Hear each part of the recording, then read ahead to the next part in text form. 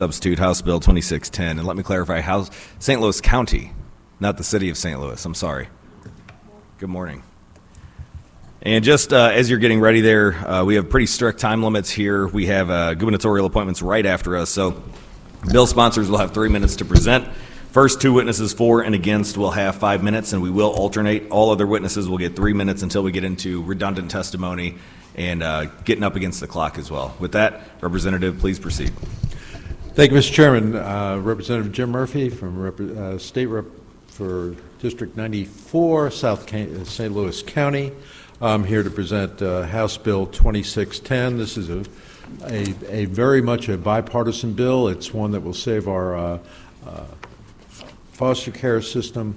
The insurance companies who sell the liability insurance for our foster care system have systematically stopped selling the insurance, which is required. The state has always paid for this insurance, so now there's very little competition. In fact, some foster care associations have just not been able to find insurance. What we want to do is move that insurance into our legal defense fund. There is a limitation on it of $1 million in liability, which is pretty standard. The AG's office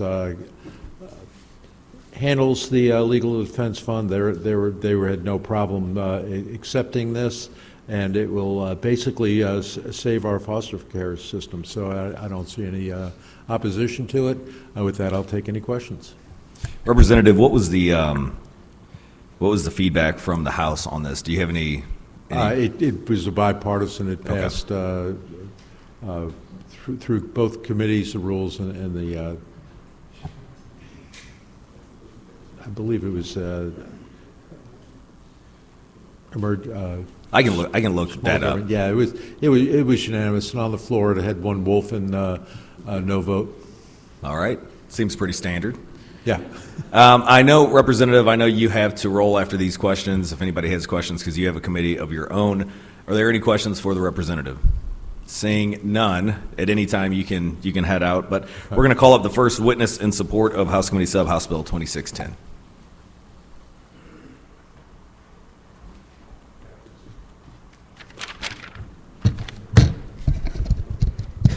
Good morning, Chair, members of the committee. My name is Mary Chant. I'm the director of the Missouri Coalition for Children. We want to thank you for hearing this bill this morning and thank Representative Murphy for sponsoring and helping us with this very, very important issue. Missouri Coalition of Children for Children is a statewide association of child and family serving organizations, the majority of which work with children and families engaged with foster care. So that would include prevention services, emergency services reunification, foster care case management, foster care recruitment and retention, residential treatment, and the like. Our members over the last 10 years have experienced a great increase in premiums, an unsustainable increase, but even more urgently, the market of willing providers of insurance is shrinking, and we have members who are struggling to even get insurance for these services. We have members who have had as much as a 627% increase between 2019 and 2025 in premium insurance, so that relates to a $17,000 annual premium in 2019 and a $129,000 premium in 2025. Being stewards of funding with the Contracts of Missouri also means being stewards and providing insurance and ensuring the services that we do. We have members who are struggling financially for a variety of reasons, from cost of care increasing and not keeping pace with contracts, but one thing we cannot go without is insurance. And the market of insurers is dwindling. We had one organization have to reach out to 17 insurers in order to get insurance. This is a national issue. This is not an issue we can risk manage ourselves out of. The examples that I talked to you about premium increases are for those without any claims over the last 6 years. So these are not claims-related increases. This is not a claims-related reduction in market as far as Missouri providers. This is a national issue, and Missouri providers are suffering, as are our contemporaries in other states in the country. I thank you for your time, and I'm open to any questions. I know we hear a lot in the legislature about if we don't do X, this will happen. If we don't address this issue, dealing with insurance providers and the legal expense fund and foster care, what do you think in the next 5 years foster care in the state of Missouri will look like? I think those we will lose providers, very simply. We will lose spaces for foster care case management. We will lose treatment providers. We will lose community-based counselors. We will lose those who do foster parent recruitment and retention. We will lose the ability to serve families and children. Are there any questions? Seeing none, thank you again for your testimony. Make sure your witness form is left on the desk up there. And we're going to alternate. We're going to go to those in opposition of House Committee Sub for House Bill 2610. You will have 5 minutes. Oh, I wouldn't dare take all 5. Sharon Galway-Jones here today on behalf of the Missouri Association of Trial Attorneys. We understand that there is an insurance problem. We think that there has been an insurance problem for a while in Missouri and have always advocated for insurance-related reforms, and think that that's where this is better focused at. Last year, we did some work with some of the foster care agencies on group home liability questions, and were able to work that language out. During that time, we suggested a insurer of last resort program, much like we have for workers' compensation under MEM. We think that would be a better solution here. Allowing or forcing the state to pay for the mistakes and negligence of the foster care providers directly is probably not the best solution in this case, and we would prefer a different solution and are happy to work on one. For the members that aren't necessarily familiar with the insurer of last resort, can you go into a little bit of detail how that would work? So for workers' compensation, employers are required to have it. When some employers were having trouble getting it, either because of cost or claims or just they're too small to really find a good insurance provider, the state created something called, at that time, the Missouri Employers Mutual Insurance Company. It's now called just Missouri Employers Mutual, and that will insure anyone and do so at affordable rates. It was a quasi-governmental entity at the beginning, and it is a way to make sure that everyone is able to get some kind of insurance. I believe there's also something for auto liability, but I'm not as familiar with that program. Do you know if any other states have addressed this similar issue in that manner? Not in the foster care space that I know of. Okay. Any questions for the witness? Seeing none, thank you for your testimony today. Now moving back to those in favor of 2610.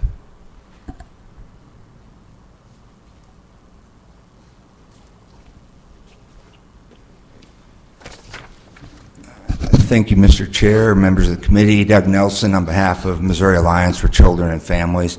I think, where I'll start is the state has made a business decision, and that decision has been to contract out some of the foster care case management for the 12,000, 13,000 kids we have in foster care. And we handle between 4,000 and 5,000 kids through contract vendors, and that's a decision the state's made through its Children's Division at Social Services. And there is a provision in the contract that requires us to have at least $1 million in liability insurance. So the issue is, I think, if we cannot find it, and I'll give you our numbers real quick. In 2021, we paid $130,000, the $25,000 deductible, and an umbrella coverage of $60,000 for about a total of $190,000 to get the insurance we need. This past year, we paid $653,000 for both the policy and the umbrella, and the deductible went from $25,000 to $250,000. So that's just over a span of 5 years. So the problem is on us, and it's going to stay. And I think the General Assembly has a business decision to make, and that is, if we can't do this contract work, those cases go back to the state. It's not like those kids go away. And the state's going to have to hire employees to do it. And, with my 18 years of experience at the AG's office, those new employees then are covered by the legal expense fund. So if there is a mistake or there is damage or they're negligent, they're going to get a cost of defense, and they're going to get a cost of coverage for any damage that results from that case. So I think the General Assembly's got to decide what's the best way to do this. I think it's coming at us. I mean, I'll be honest, if those increases occur over the next 3 years, my client's not going to be able to afford that, and they're going to probably have to get out of the market. There's history to doing this in the legal expense fund. In the mid-90s, we dealt with this situation with contract doctors in our correctional systems delivering babies. They continuously got sued for bad baby births, and the doctors at one point said, look, we can't afford it anymore. Our malpractice insurance is going through the roof. So the state did put in and cover these doctors under the legal expense fund. They did put, when we filed the bill originally, it was without a cap. We've agreed to $1 million cap.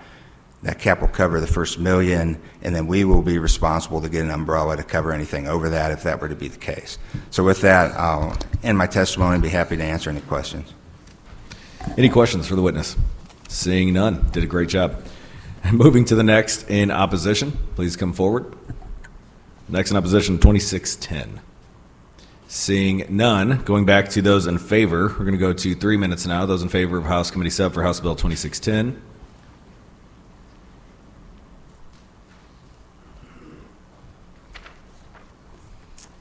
Mr. Chair, members of the committee, Becky Lohman, registered lobbyist for KBC Health Systems. My clients incurred hardships due to the financial or the insurance challenges as well as the families we serve, so we want to go on the record in support. Thank you for your testimony. Any questions? Seeing none. Next in support, House Committee Sub, House Bill 2610.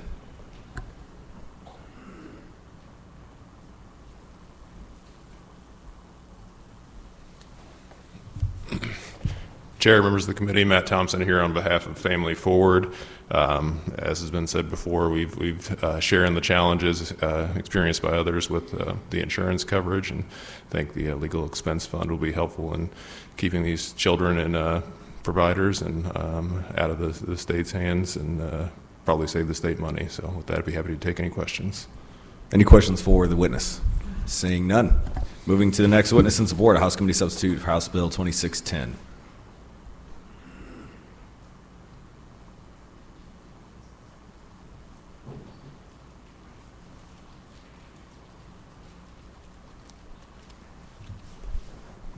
Good morning, Mr. Chairman, members of the committee. My name is Arnie C. A.C. Dienoff, State Public Advocate. Hopefully you received my support of this bill on the Senate portal. I filled it out, I believe, yesterday. I supported this in the House of Representatives after due diligence and going through the process. And so I'd like to also go in support of being in support of HCS Hb2610. Thank you, Mr. Chairman. Thank you for your testimony. Any questions for the witness? Seeing one. Senator Berger. To comment. That was one of your shortest testimonies ever. I think for this year, I think you're about right. It really was. Are you sleepy or just? Like about 5 committees happening at the same time, so Gotcha. Running back and forth. Okay, thank you. Thank you. We do have some coffee if you need some outside the hearing. Awesome. Thank you. Next in support of House Committee Sub, House Bill 2610. Seeing none. Any for informational purposes? Seeing none, that concludes the committee hearing on House Committee Sub for House Bill 2610. We're now going to move to House Bill 1740. Representative Griffith, please come up, and you will have 3 minutes to proceed.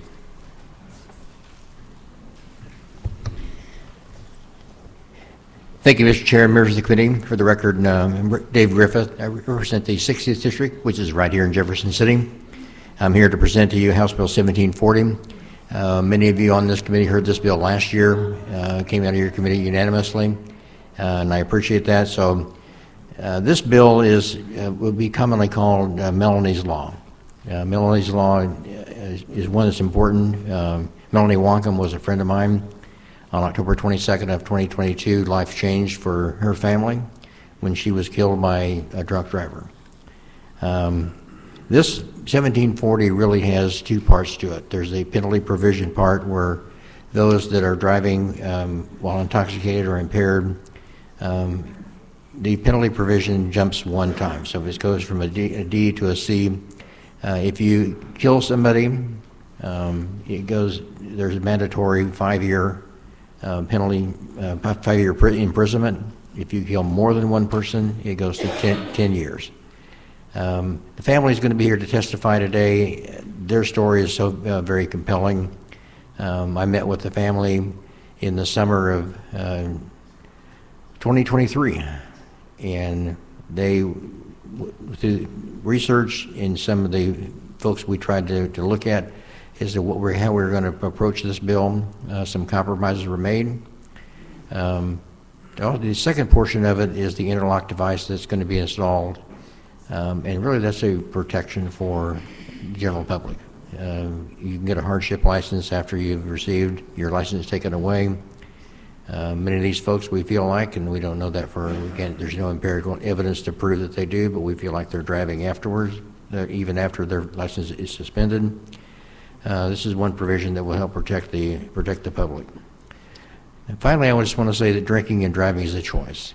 If you are impaired and and this happens a lot. Now, sometimes it happens by accident. Sometimes you go in to have a bar and you're going to have just one drink, and then you run into a high school buddy and you sit there and you have 4 or 5 drinks, and then before you know it, you've had more than what you should.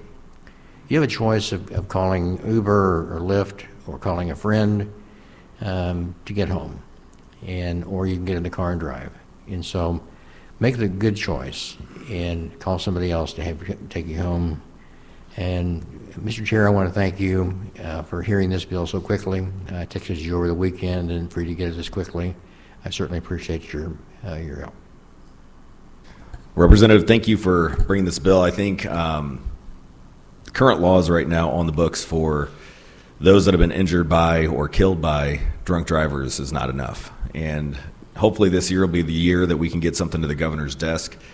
The one thing that I've always kind of struggled with, and I'm not going to pick it apart, but I just kind of wanted to get your thoughts on the different tiered levels of being a Class A if you kill 2 or more people. The more I think about that, I want to get your take on this. A life is very precious. And I think if you're driving behind the wheel, you're already breaking the law, you're above the legal limit, and then you take a life, you kill somebody. What are your thoughts on making all of that a Class A? I think that there's room for improvement on this bill. I think that I want to start with baby steps and just get this passed first. And one thing about being in statute, as we all know, that can be changed in the future. The .15 in the committee hearings, they wanted to go to .12. Some wanted to go to .08. I think we start with .15 because that's been the national standard. So I think that there can be changes in the future, but I think we need to do something right now. The family went, the man that killed their daughter and sister, he'd only been in prison for a year, and he was up for probation. And they went and testified, and so he's going to be there for at least 5 years. So that's not going to bring back their family. Their family's not going to have Melanie be with them for Thanksgiving or Christmas or birthdays. I don't know that penalty provisions really are going to be a deterrent, but I think maybe it is, and we hope so. Well, speaking of the other deterrent, I know I think Representative Sharp, don't know if he's in here. Yeah. I know he has a provision on the ignition interlock. Not to play devil's advocate, but just get your take on what the other side will say. And I've been on the other side defending some of these individuals who may be indigent, may have had issues getting payment for the ignition interlock. Do you have any rebuttal to that testimony that we'll likely hear today, that requiring ignition interlock in certain cases may not be feasible? If somebody is locked up and they get out, I don't know if I necessarily agree with this approach, but just wanted to get your take, as I know you'll probably have to go to another committee after this. Well, and I do have another committee after this, but I think that one thing about interlock devices is they've improved over the years. And back when they first came out, if you had too much to drink, you could have one of your buddies blow into the interlock device and unlock your car and drive. They've since improved those to the point where there's cameras on there, and only the person that is going to be driving that car and it has that interlock device installed can do it. As far as the cost goes, quite frankly, I don't have a lot of sympathy for that. I think that you made that choice, you made a bad choice, and now you got to live with it. Well, I appreciate your passion behind this. I think hopefully this will be the year that we can get this done. We'll speed it out of committee and get it to the floor as soon as we can. Any questions for the representative? Seeing none, we're going to move to your first witness in support of. Oh, before we the witness can come up, but we're going to go ahead and stop for a second and get establish a quorum here. Mr. Secretary, can you call a roll? Senators Schroer, Here. Gregory 15, Brown 26, Berger, May, Roberts, Schnelting. You have a quorum. Having a quorum, we're going to continue the public hearing on House Bill 1740. Your first witness can come forward. And Representative, as I stated before, I know you all this time of the year may have other things going on with committees or exec sessions, so you can leave whenever. Your first witness can step forward. And remember to state your name for the record, have your witness form, and you'll have 5 minutes. Good morning, Chairman and members of the committee. My name is Annette Wallace, and I am Melanie's mother. I am here today to testify in support of House Bill 1740, also known as Melanie's Law.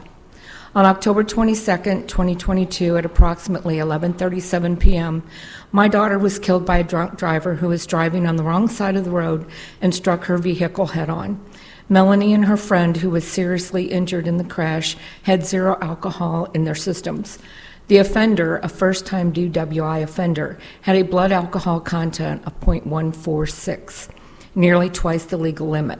They were only about a mile from Melanie's home. Melanie was the mother of 2 adult children. Her son serves as a law enforcement officer with the Callaway County Sheriff's Office. Her daughter was in college at the time of the crash, studying criminal justice. She has since graduated and now works for the Missouri State Highway Patrol. Melanie also has 2 grandchildren she never got a chance to meet. Melanie was well known and loved in our community. She managed Theo's Midtown Grill here in Jefferson City and touched countless lives with her kindness, leadership, and dedication. The offender had been staying at a local hotel after spending the afternoon celebrating at the Mizzou homecoming game in Columbia. After returning to the hotel, someone in his group suggested they get more alcohol. With so many safe choices today through Uber, Lyft, or delivery through DoorDash, Grubhub, etc., he chose to get behind the wheel and drive to the convenience store to purchase more alcohol. On his return, he drove on the wrong side of the road. Melanie's vehicle swerved onto the shoulder to avoid him. He turned into them and struck them head-on on the shoulder. Melanie was killed instantly. Her friend suffered multiple serious injuries. Both had to be extricated from the vehicle, and the offender walked away with minor injuries. According to Forbes, Missouri consistently ranks 9th in the nation for DWI fatalities. This is a top 10 list we should not accept. Data from the National Highway Traffic Safety Administration, Mothers Against Drunk Driving, and Missouri State Highway Patrol show that approximately 240 to 290 people die each year in alcohol-impaired crashes in Missouri. Most of these fatalities involve drivers with a BAC of 0.15 or higher, indicating severe intoxication. Nationally, about 42 people die every day in drunk driving crashes. Research shows that the average drunk driver will drive under the influence approximately 80 times before their first arrest. These are not accidents, these are preventable tragedies caused by decisions. Melanie's Law would strengthen penalties for DWI cases involving fatalities, serious injuries, and repeat offenses, reducing the BAC from 0.18 to 0.15. It would require a minimum 5-year prison sentence without parole for DWI fatality offenders and a minimum of 10 years without parole for multiple fatalities. It would also require ignition interlock devices for offenders with a 0.15 BAC or higher, including first-time offenders. According to the Missouri Department of Revenue, in 2025, 4,437 DWI first-time offenders had a BAC of 0.15 or higher. Approximately 30% of first-time DWI offenders are rearrested for the same offense, according to the National Highway Traffic Safety Administration.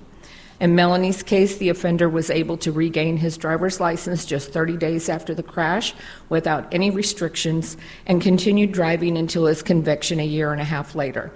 An ignition interlock requirement upon charge could have prevented further risk to the public. My family and I received a life sentence without parole the night my daughter was killed. We cannot change what happened to her, but you have the power to help prevent another family from experiencing this indescribable pain. I respectfully ask for your support of House Bill 1740. Please let Melanie's legacy one that saves lives. Thank you. Thank you for your testimony and continued support of this bill. On behalf of the committee, we're very sorry for what you and your family and everybody that you've mentioned that's been impacted by this has gone through. Want to get your take, speaking to families of the victims who are victims themselves.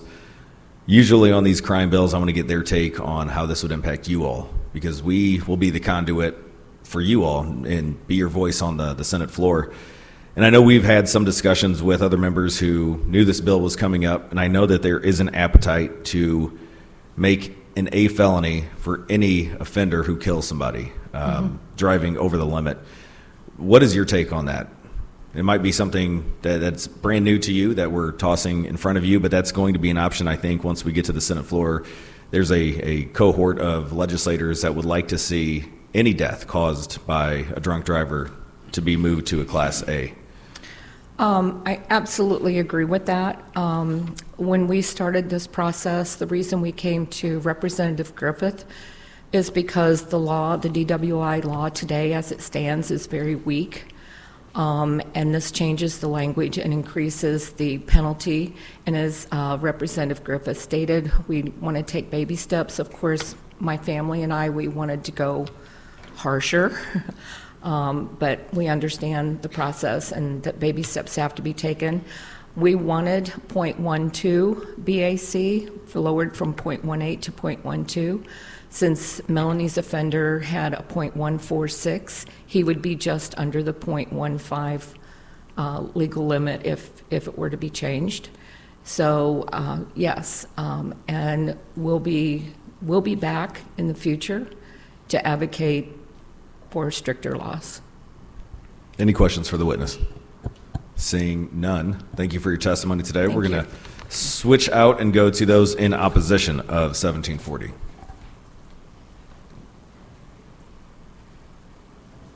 Make sure you state your name for the record, have your witness form, and you will have 5 minutes.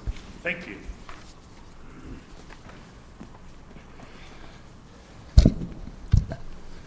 That's a tough one to follow, but I'll give it a shot here. My name's Craig Napier.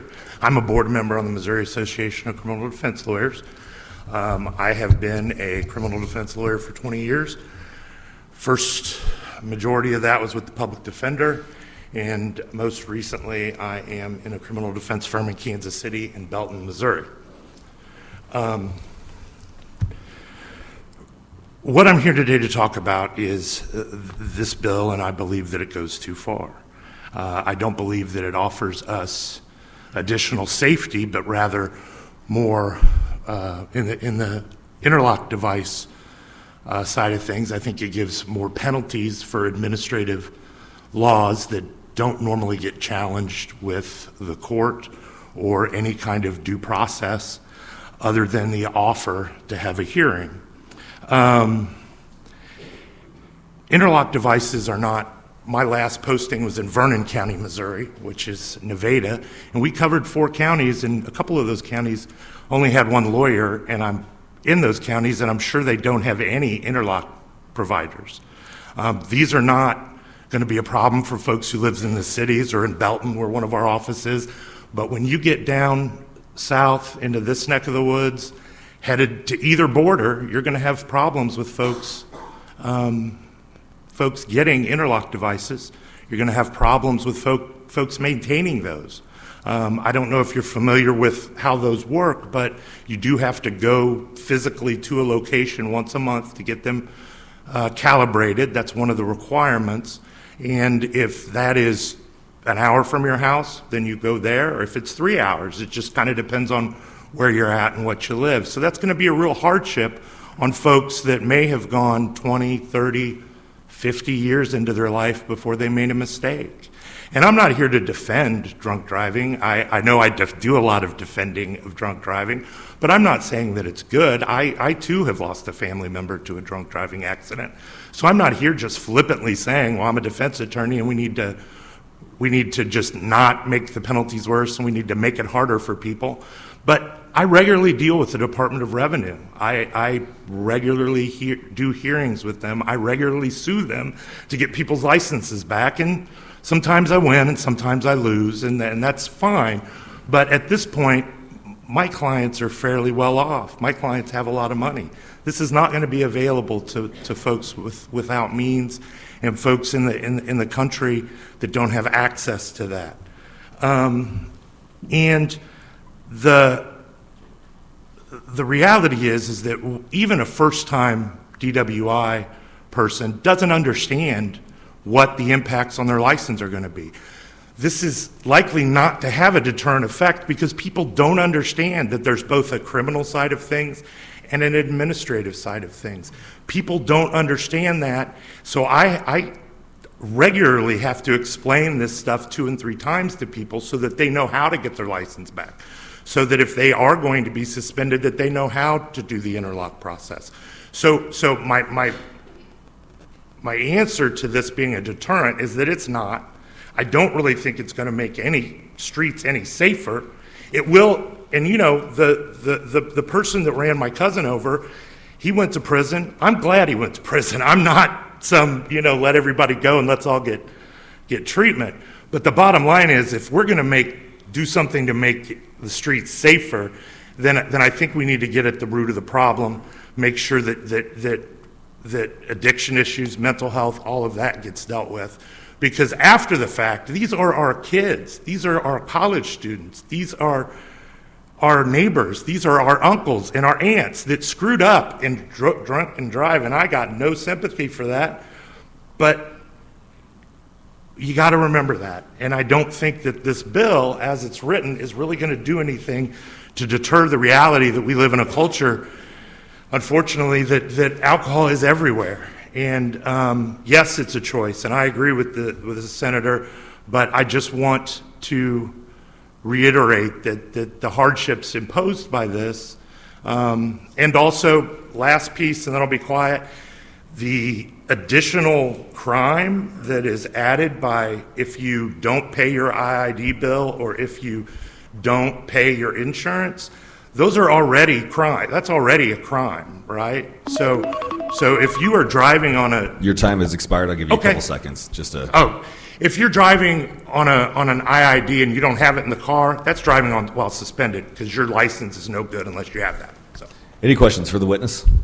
Seeing none, thank you for your time today. Thanks. Have a good We're going to day. move to 3 minutes as we have about 40 minutes before we're booted out of this room. Next witness in support of 1740. Mr. Chairman, Shannon Cooper today on behalf of the Greater Kansas City Chamber of Commerce, which you might find a little bit odd, but we want to support the bill, particularly the interlock device issue. This has been a long-standing priority with the Chamber, and while we, firm supporters of second chances, the reality and the statistics prove that habitual drunk drivers kill people, and the belief that these interlocker devices don't make a difference or don't inconvenience somebody or are not going to make somebody think twice before they get behind the wheel if they've been drinking is just patently false. I think anybody that has shown that they don't have the intelligence to drink and not drive should be inconvenienced, and that's safer for our citizens in Kansas City as well as all your constituents. So we're firm supporters of the bill, and we definitely like the interlocker portion of it. Be happy to answer any questions. Any questions for Mr. Cooper? Seeing none. Thank you, Mr. Chairman. Thank you. We're going to move back to those in opposition of 1740. Seeing none, we're going to go back to those in favor of 1740, and you'll have 3 minutes.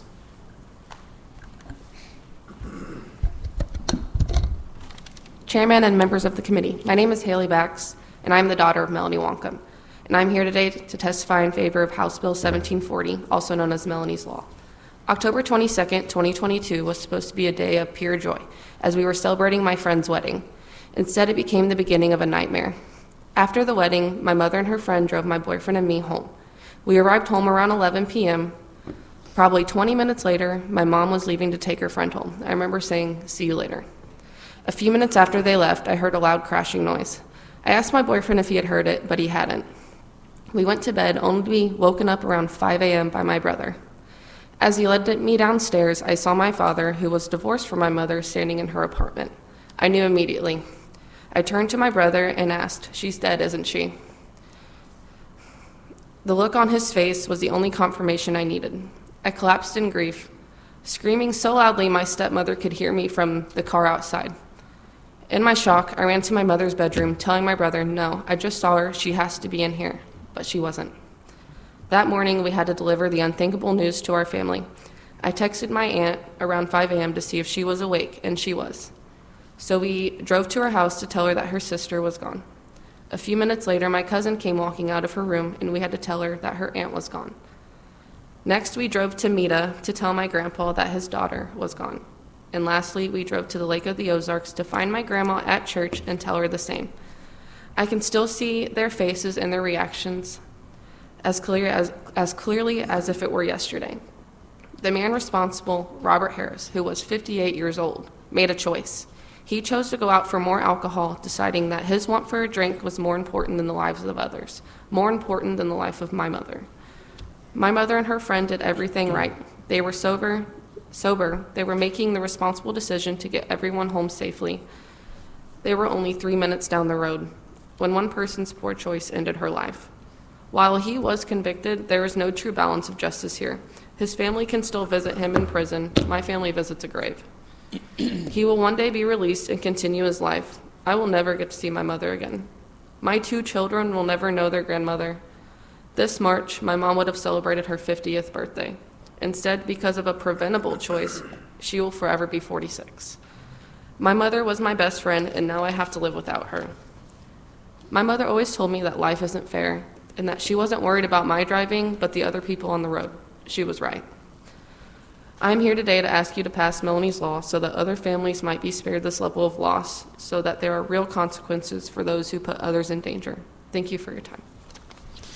Again, we are very sorry for what your family has gone through, what you've experienced, and hopefully this year we can try to prevent future instances like that from happening. Are there any questions for the witness? Seeing none, thank you again for your time and your testimony today. Next witness in support.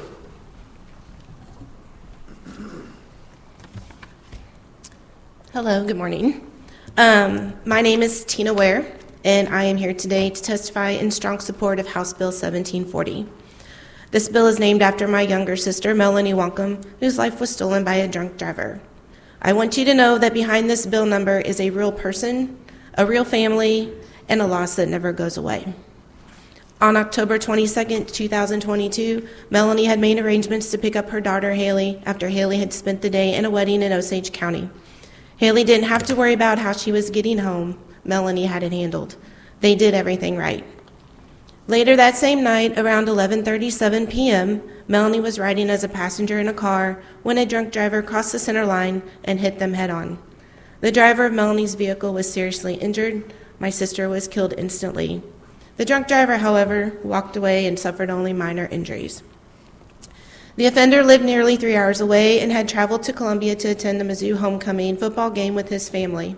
After a full day of celebrating, they made it safely back to their hotel in Jefferson City. Instead of staying at the hotel, he made the decision to leave the hotel to buy more alcohol. That one decision, a completely unnecessary decision, changed our lives forever. In the months that followed, my family showed up to every court date. We listened, we waited. All we wanted was accountability. What we learned throughout that process was troubling. The system for DUI fatalities is not built with victims' families in mind. In the summer of 2023, we reached out to our family friend, Representative David Griffith, and committed ourselves to creating change. We researched DUI laws across all 48 contiguous states. We consulted attorneys, highway patrol officers, and lawmakers. From that work, Melanie's Law was born. On March 19, 2024, the offender was sentenced to 5 years in prison, yet he became eligible for parole in July of 2025, after only serving barely a year of his sentence. In July 2025 meant that our family had to prepare to relive this horrible day all over again, just to ask the parole board to keep him behind bars. Thankfully, parole was denied, but he will be eligible again in July of 2027. No family who has lost someone to an impaired driver should have to keep reopening their wounds because our laws are too lenient. Melanie's law addresses this failure. It strengthens DUI offenses by increasing the felony charges and requires a mandatory 5 years in prison with no parole when a death occurs and the offender's BAC is .15 or higher. This bill is about accountability, deterrence, and public safety. When consequences are meaningful and enforced, people think twice. In an age when sober rides are readily available, there is no excuse for impaired driving. There is no foolproof way to eliminate impaired driving entirely, but as senators, you have the power to reduce it. You have the ability to send a clear message that Missouri will no longer tolerate preventable deaths caused by impaired driving. I testified in front of this committee last year when the bill was House Bill 87. I'm here again today pleading for change because my sister's life mattered, just like every Missourian who has been lost to impaired driving. Melanie's law is very personal to me, and I am very protective of it. We are not here because anyone told us to be. We are here because we feel we have to be. Every time we hear about another DUI death on the news, we see ourselves in that family. I'm asking you on behalf of my family and every family who could be spared this pain to pass House Bill 1740 and make Missouri a safer place for residents and visitors alike. Thank you for your time. Thank you for your testimony and being here once again. Are there any questions for the witness? Seeing none. Thank you again. We're going to move to 1 minute as we have two more bills before we get booted out of here. Next witness in support of Melanie's law. You have 1 minute, but any written testimony that you may have, you can leave with the at the dais, and we'll distribute to the committee. I'll read as quickly as possible. My name is David Wallace, a Jefferson City native, resident and residing in Osage Beach. I'm Annette's husband, Melanie, Tina, and Adam's stepfather, and Haley and Justin's step-grandfather. I would like to thank Senator Schreier, Senator Gregory, and the senators on this committee for the opportunity to speak to you on Melanie's law, House Bill 1740. This bill can be a deterrent for people to not drive when impaired. If there are stricter punishments in place for their actions, it might cause fewer people to risk the consequences. If it saves one family from going through this, in my book, it's worthwhile. You've heard from my wife, Annette, daughter Tina, granddaughter Haley. All three have presented the impact on their lives. Now after this tragic error in judgment. I joined this family 37 years ago and 30 as a stepfather. I was a bachelor. I fell in love with this woman and her children as if they were my own. I've been through their celebrations and trials and tribulations in all their lives. I would give my life for them like any other parent. Now I want to share a different perspective on this tragedy, my experience. On Sunday morning, October 23rd, I drove into Jeff City to attend First Assembly on Route C as I do each Sunday. At 8:25 a.m., I got a call from Tina, and I told my church buddy, Jim, it wouldn't be good news. I was not prepared in any way for what Tina told me. Melanie was dead, killed by a drunk driver. She and the rest of the family were at the lake looking for Annette at the house. I told her that she was at church for a weekend ladies' retreat, so I raced back in an emotional wreck. I met them by the rec hall, the whole family. I explained to the father what happened, and he brought Annette out. At this point, you've heard from the women in my family about the impact on their lives, and I'm sure that would resonate with the senators who are women. Bearing a child for 9 months is an experience a man truly doesn't know. We don't experience the same physical or emotional aspects of being a mother, a special bond. Now I'm going to speak to the men in the room about this part of my statement. Put yourself in my shoes if you were talking to your wives as her husband. I hate to interrupt, but your time has expired. If you can just wrap up in the next 10 seconds. Okay, now gentlemen, think about being in my shoes and having to tell your wife that her daughter was dead. How would you feel? Please support Melanie's law and get it passed this season. Draw a line in the sand. People need to be held accountable for their actions. Thank you for your time and attention to this matter. Thank you for your testimony today and being here once again for this bill. Any questions for the witness? Seeing none. Thank you again. Next witness in support, please come forward. You'll have 1 minute. And again, any written testimony that you may have, please feel free to set it on the table, and we'll distribute the rest of that to the committee.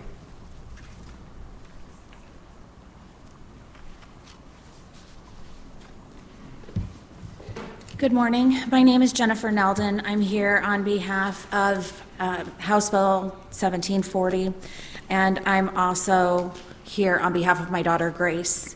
3 years ago this month, Grace was taken by a drunk driver. She, like Melanie, didn't make any bad choices that night. She was doing all the right things in her own lane with her seatbelt on, 100% sober, driving under the speed limit when a 16-year-old drunk driver hit her head on, killing herself, 2 of her passengers, and my daughter Grace. What happened to Grace is not rare, sadly, and that's the problem. We want to believe that this only happens to other people, but in reality, this happens to everyone. It can happen to any one of us. And I'm here to tell you that it can happen on any ordinary night, on any ordinary road, on our way homes. When it does, your life is divided between before and after.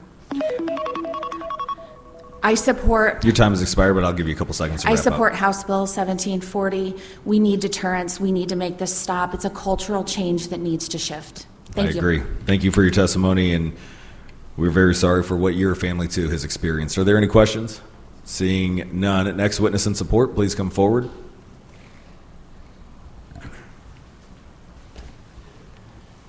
Mr. Chairman, members of the committee, Michael Gibbons, representing SAFE, which is an organization of ignition interlock manufacturers and other safety advocates. Simply just wanted to make sure that we're definitely in support. Happy to answer questions as we go through this. Between DOR and MoDOT, there's a regulatory environment, and as far as service centers and things like that, they are distributed around the state. I can't account for exactly how long it takes everyone to get there, but the goal is to make them convenient. The cost is about $60 a month for the calibration. It's approximately $100 to install. The effect of the interlock has been significant in reducing recidivism. It's far better than trying to monitor people driving on limited or restricted driving privileges and those restrictions. It gives the driver the opportunity to go wherever they want as long as they're operating with the interlock, and with the benefit that this should change their behavior going forward. Thank you for your testimony. Are there any questions? Seeing none. Moving to next witness in support, please come forward. You're going to have 1 minute, and then hereafter, we're unfortunately going to have to move to 30 seconds, but all written testimony can be set on the table. Please continue. Thank you, Mr. Chairman and members of the committee. My name is Hcs State Public Advocate. I'm highly in support of HB 1740. I supported this in the general laws, and it was assigned to the Crime and Public Safety Committee. We need to crack down heavily on DUI offenders. 240 to 290 people, or Missourians, die annually from blood alcohol content. It calls for 1/3 of Missouri's traffic deaths. We need stiffer penalties. We need accountability of these drivers. There needs to be one chance and one learning moment to learn from a DUI charge. There's an individual in my neighborhood that has 8 DUIs, one of the state's top DUIs, and he's down to riding a golf cart, and he still goes to the bar and gets drunk and drives on a sidewalk and is going to injure somebody eventually. Accountability, responsibility, and truth in sentencing in our courts needs to happen. We need to lower the blood alcohol content, the BAC, from 0.08 to 0.06. We need to be a no-tolerance state. We need to go from the 9th in the nation for DUIs offenses to the first in the nation taking drunk driving. I'll give you a couple seconds to wrap up. Making drunk driving a priority and the strictest laws in the nation. The choice is very concise and clear. You drive drunk in Missouri, you're going to be severely punished and incarcerated in a Missouri state prison.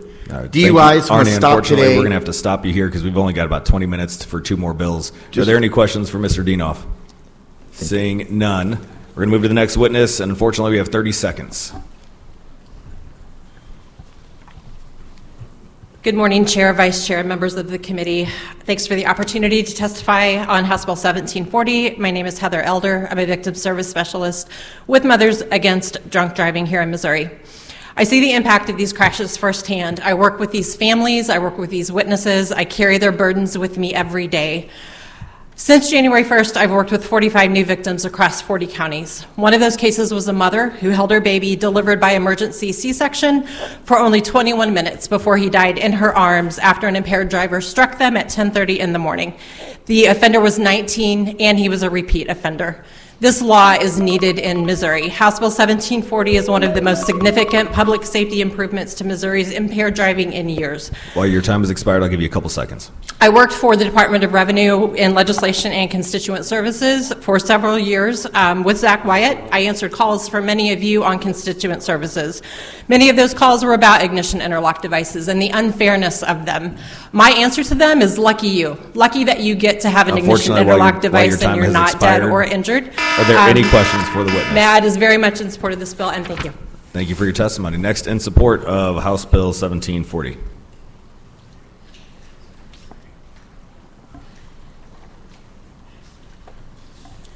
Good morning, Ward Cook. On behalf of the Missouri prosecutors, we go in support of the enhanced penalties. Any questions? Seeing none. Next witness in support of 1740.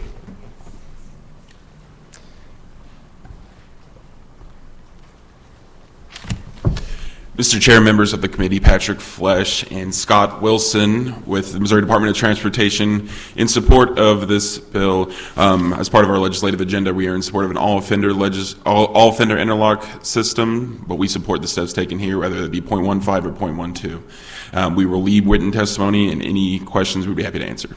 Thank you for your testimony. Any questions? Seeing none. Next witness in support of House Bill 1740. Seeing none. Any for informational purposes? Seeing none. That'll conclude the committee hearing on House Bill 1740. We're going to now move to House Committee sub for House Bills 2592, 2787, and 2834. Representative Stinnett. And we're going to have to adjust our time constraints. You'll have 3 minutes first in favor and first against. We'll have 3 minutes, and then all after or 1 minute. Thank you, Mr. Chairman, members of the committee. I will make this very quick. This is a bill that allows individuals on probation or parole to obtain their voting rights. I had a personal experience while knocking doors in my first election where I knocked a door of a gentleman who was very upset to have me at his door, screamed at me, yelled, slammed the door in my face. Very uncommon. Most people are very nice when I'm knocking doors. I got about 6 doors down and turned around from a woman's porch, and he was standing on the sidewalk waiting for me. Made me a little nervous. When I got up to him, he was teary-eyed, apologized to me for treating me the way he had at the door, and shared his story with me. It was very impactful to him that he had lost his voting rights, and it was very meaningful to him to get those voting rights back at some point so that he could civically engage in his community. As I was door knocking, I knocked every door in my district, not just likely voter doors, every single door, and I ran into more and more people in a similar situation. These individuals, I believe, want to be able to contribute in this way. There's data that supports decreased recidivism whenever they are able to civically engage by voting. I'd filed this bill. It was the first bill that I pre-filed my very first year. I've worked on it every year. This year we got a great vote out of the House with a clean bill, and I'm excited to present it to you today. Happy to take any questions. Thank you for your testimony and sticking around today. Do we have any questions for the bill sponsor? Seeing none.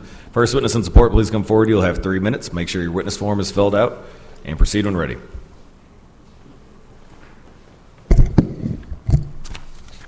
Good morning, Mr. Chair and members of the committee. My name is Denise Lieberman. I'm Director and General Counsel of the Missouri Voter Protection Coalition, Missouri's nonpartisan voting rights organization that works to ensure voting is free, fair, and accessible to all Missourians. I also serve on the executive board of the Missouri State Conference of the NAACP as the chair of its Voting Rights Committee.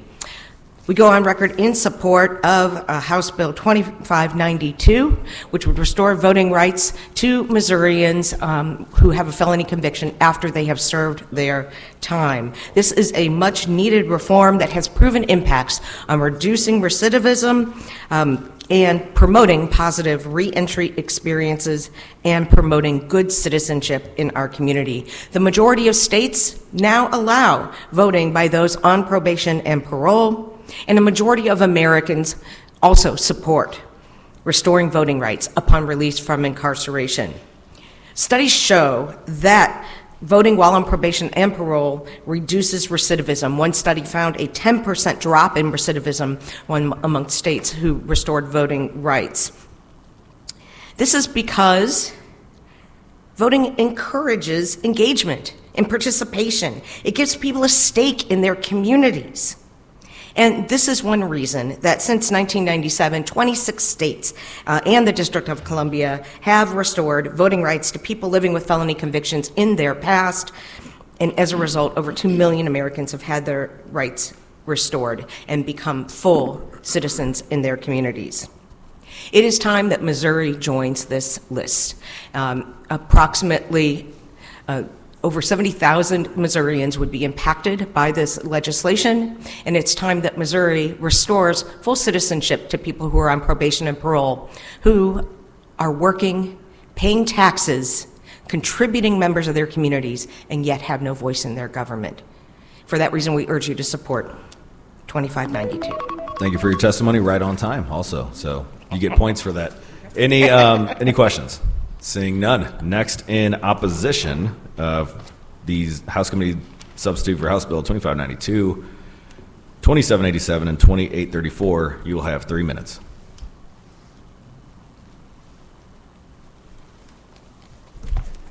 Thank you very much, Mr. Chairman.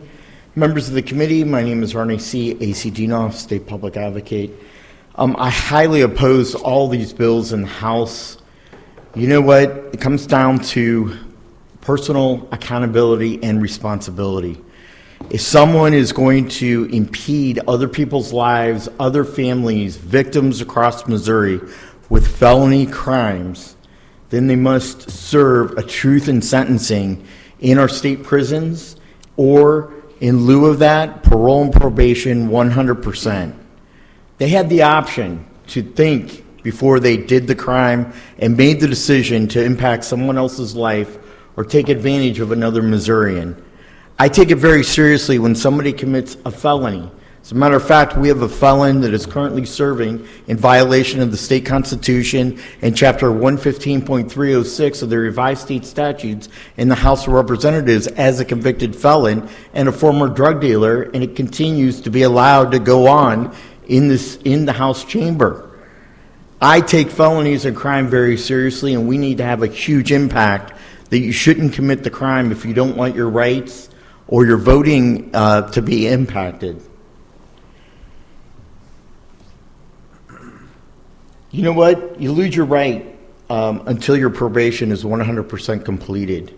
I think that that's a choice that people make, and if that's what they make, then they deserve the punishment that they get, and they should not participate in our voting rights until they've served their time and learned from their lesson to Missouri. For those reasons, I highly oppose HB 2592, HB 2787, and HB 2834. Thank you, Mr. Chairman. Thank you for your testimony. Are there any questions for the witness? Seeing none, we're going to move back to those in favor, but you're only going to have 1 minute as we still have one more bill to get through. And any written testimony, feel free to stick it with your witness form. We'll distribute to the rest of the committee. Good morning, Mr. Chair. My name is Jonathan Schmidt. I'm an attorney and registered lobbyist with the ACLU of Missouri. We want to go on record in support of this bill on behalf of my organization and our 15,000 members statewide. We believe it promotes community engagement and will reduce recidivism by restoring rights to individuals who have served their time and are in their communities as taxpayers and contributing members of their communities. Thank you. Thank you for your testimony. Are there any questions? Seeing none. Going back to those opposed. Seeing none, now straight line. Those in favor, House Committee Sub, House Bills 2592, etc., please come forward. Good morning, Chairman Shore, members of the committee. My name is Katie Tanis, and I'm a law student at St. Louis University, here with Missouri Appleseed in the Health Policy Advocacy and Law class. I'm here in favor. I just want to underscore what was said earlier, that the Department of Corrections requires these individuals on probation and parole to be employed as a condition of probation and parole, which means that they must pay income taxes. And this sort of violates the American principle of no taxation without representation. Additionally, restoring voting rights is not partisan. A 2017 study found that if every person with a felony conviction had their right to vote restored, it would not affect election results. Also, it's not about reducing punishment for crime or abbreviating a sentence. Probation and parole is considered part of a sentence. However, the goal of probation and parole is to allow these individuals to reintegrate as productive members of their communities, hopefully by not reoffending and staying out of prison.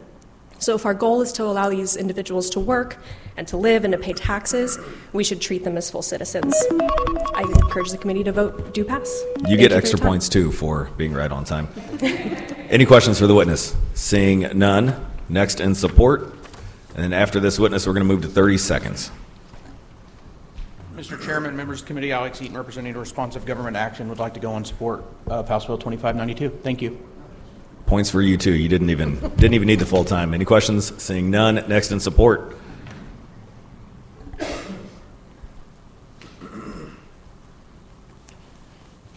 Chair, member of the committee, Matt Thompson, here on behalf of Reach Healthcare Foundation to go on record in support of House Bill 2592. You don't need any points. You've got that mustache, so. Perfect. Enough for you. Any questions? Seeing none, next in support. Seeing one more. Good morning, Mr. Chair, members of the committee. My name is Jen Bernstein, and I'm the Advocacy Director of National Council of Jewish Women, St. Louis. We are a not-for-profit, and we represent about 5,000 members, supporters, and volunteers across the state of Missouri, and just want to go on record in support of these bills. One thing that hasn't been mentioned is that felony disenfranchisement disproportionately impacts people of color, and it also undermines successful reentry into communities, and we think this would be a really good thing to pass. So thank you. Thank you for your testimony. Any questions? Seeing none, next in support. Seeing none. Any for informational purposes? Seeing none. That'll conclude the public hearing on House Committee Sub House Bills 2592, 2787, 2834. Now moving to the last one, which this may be my favorite. Representative Boggs, please come forward on House Bill 2547. Again, you will have 3 minutes. Your first for and against will have 3 minutes, and then the rest we are going to speed through. Yes, I do not have much task, but I would love to go on the point system. So, State Representative Mitch Boggs, 157, Lawrence County. So, under current law, any state agency or political subdivision may put up a surveillance camera on private property with 1, landowner permission, 2, a warrant, or this is what this bill strikes, the permission of the highest ranking law enforcement officer within the agency. So, what this bill is 2547 is strengthens private property rights and reinforces constitutional protection against unwarranted government intrusions. And this bill clarifies that state agency, political subdivision may not put surveillance cameras, game cameras on private property without either written landowner consent or valid search warrant. And I've got more, but I'm going to stop right there because I think I'd like to allow some time for others. So. With that, I'll take questions. Any questions? Seeing none. First witness in support, please come forward. You'll have 3 minutes.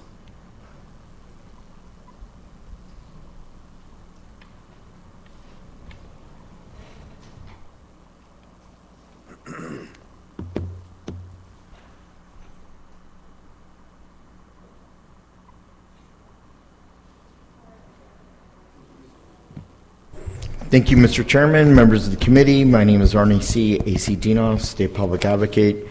I supported this in the committee, the standing committee on rules, legislative rules.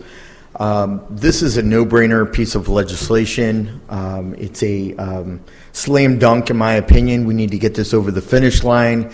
It's been in the legislature for a number of years that I can recall.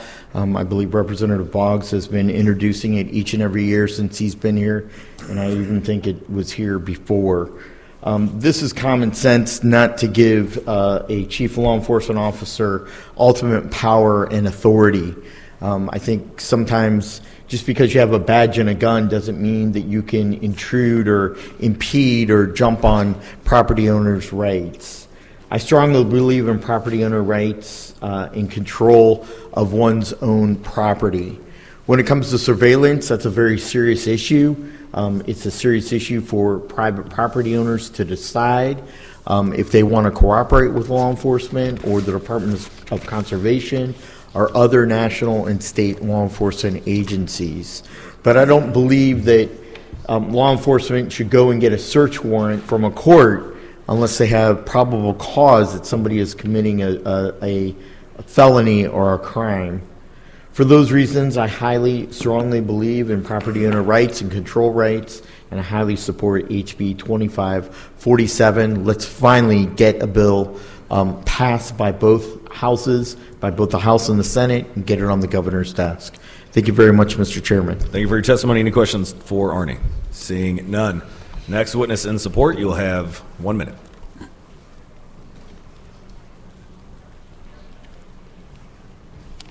Mr. Chair, Jonathan Schmid with the ACLU of Missouri again. We are going to go on record as supporting this bill. I wasn't prepared to give testimony on this bill today, but it sounds like a good bill to me. It's a great bill, and it's a great day for just testimony, just on the fly. Love it. Any questions? Seeing none. Next in opposition. Seeing none. Any more in favor, please come forward. Seeing none. Any for informational purposes? Seeing one. You know the drill. Proceed when ready.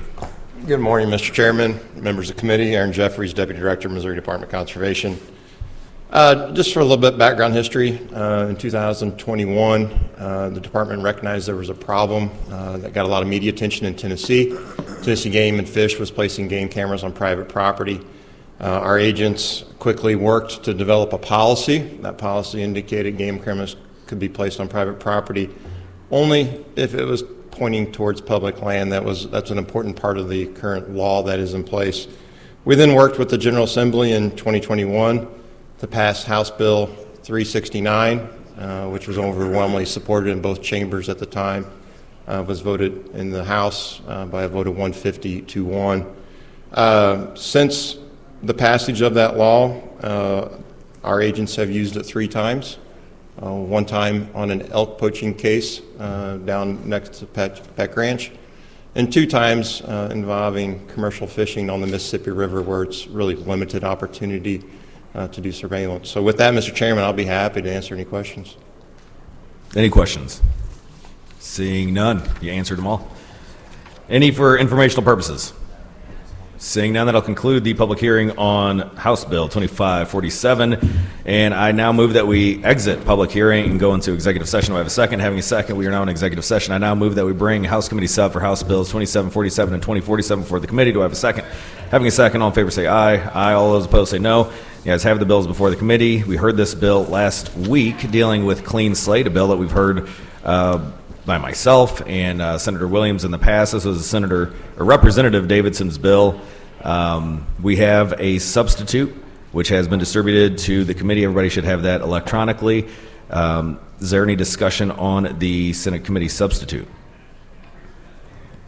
The only thing that we changed on the Senate committee substitute, we changed the title dealing with criminal activity, and we included Senator Berger's bill on mask intimidation that we heard on this committee and voted out about 2 months ago. Any discussion on the changes within the Senate committee substitute? Seeing none, I now move to adopt the Senate committee substitute for House Committee Sub for House Bill 2747 and 2047. We have a second. All those in favor signify by saying aye. Aye. All those opposed say no, and the ayes have it. Committee substitute has now been adopted. I now move to pass Senate committee substitute for House Committee substitute for House Bills 2747 and 2047. Any discussion? Seeing none, Mr. Secretary, call the roll. Can I have a second? Yep, have a second. Call the roll. Senators Schroer. Aye. Gregory 15. Aye. Brown 26. Berger. Aye. May. Roberts. Schnelting. 4-0. By a vote of 4-0, motion passes. I now move that we bring Senate Bill 1164 before the committee. Do I have a second? Having a second, we are now on Senate Bill 1164. This is the adult cabaret bill by Senator Bratton, and I have a substitute that blends in Senator Nicola's 1476 as well with the language from the standalone 1164 that we voted out of this committee last year. Changes are made, and we heard it again this year just a couple weeks ago. Any discussion on the Senate committee substitute? Seeing none, I now move to adopt the Senate committee substitute for Senate Bills 1164 and 1476. Do I have a second? All in favor signify by saying aye. Aye. All those opposed say no, and the ayes have it. Senate committee substitute has been adopted. I now move do pass Senate committee substitute for Senate Bills 1164 and 1476. Any discussion? Seeing none, do I have a second? Having a second, Mr. Secretary, call the roll. Senators Schroer. Aye. Gregory 15. Aye. Brown 26. Berger. Aye. May. Roberts. Schnelting. 4-0. By a vote of 4-0, motion passes. I now move that we bring Senate Bill 1468 before the committee. Do I have a second? Having a second, all those in favor signify by saying aye. Aye. All those opposed say no, and the ayes have it. We are now on Senate Bill 1468, dealing with civil procedure. This is the bill from Senator Berger, and I do have a substitute, which has been distributed. I'm going to turn it over to you in just a second, Senator. This is a civil procedure mini omnibus of sorts. It deals with the bills that he presented last week. We included a custody provision for those special needs kids that we heard several weeks ago, and we also included the judicial bills dealing with appointments of judges for St. Charles County and Franklin County, which this committee has already heard. Senator, are there any other provisions that you want to discuss in that substitute? Every single one that's been included has passed this committee. Any further discussion on the Senate committee substitute for Senate Bill 1468?